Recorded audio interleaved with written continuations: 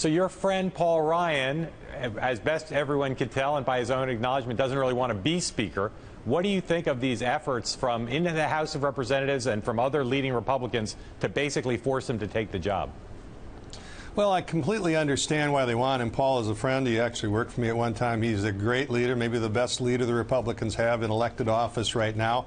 And I think he would do a great job as Speaker of the House, and I'd be excited about that. I think they got to be just a little bit careful about overdoing the pressure on him. He really does not want to do this because he really likes the job he's got now as Chairman of the Ways and Means Committee. The Speaker's job is a fundamentally different job than writing legislation, which is what he wants to do. And they just have to be a little careful about putting excessive pressure on him, but I certainly understand why they want him. He would be a great Speaker. Congressman, sometimes people in Washington panic and overreact. In this case, there seems to be a pretty broad consensus that not only is Paul Ryan the best choice for Speaker, but that there's no other obvious choice and that any other choice has a lot more peril associated with it in terms of dealing with the fiscal crises and et cetera. Do you agree with that analysis, that there's no obvious second choice that's even close to Paul Ryan? Well, that's a tough question, Mark, because I do think he's the best choice. He's an extraordinary talent, and he would be the best Speaker they could have. But no, he's not the only person there that could do the job.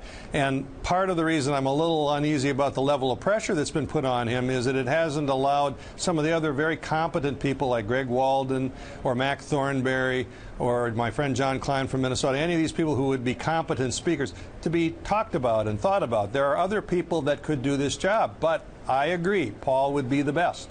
Vin, let me ask you, people see this as a moment of total chaos in the Republican Party, with Boehner stepping down, McCarthy coming in, McCarthy now stepping down, no obvious or clear speaker to be. Is this all bad for the Republican Party? Or let me put it a different way, make the case that it's not all bad for the Republican Party.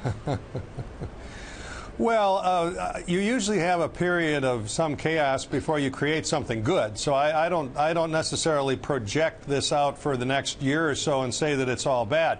I do think that what's happening in the presidential race and what's happening in the House Republican Conference, although they are very different phenomena, are reflective of the fact that the electorate as a whole, and particularly the center-right electorate, doesn't know exactly what it wants right now. It's unhappy with the direction of the country. It's unhappy with the leadership that they've had, but they don't know exactly what they want. Look at the candidacy of Donald Trump. And I mean no disrespect to Donald Trump, but he's not a conservative. He's barely a Republican, and yet he's rallying more Republicans to his standard, at least at the moment, than anybody else.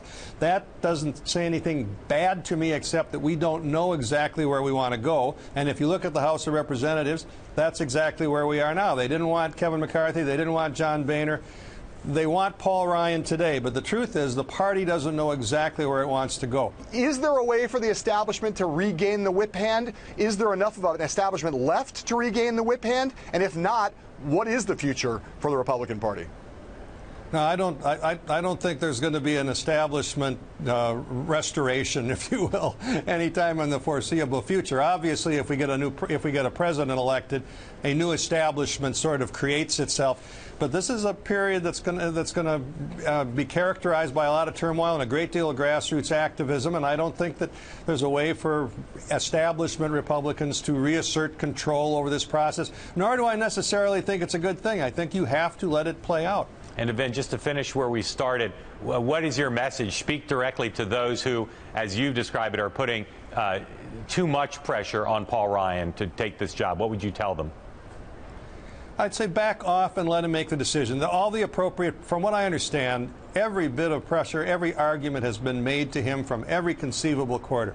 At the end of the day, you've got to allow him to make a personal decision. He's a person of enormous integrity and humanity as well as intellect.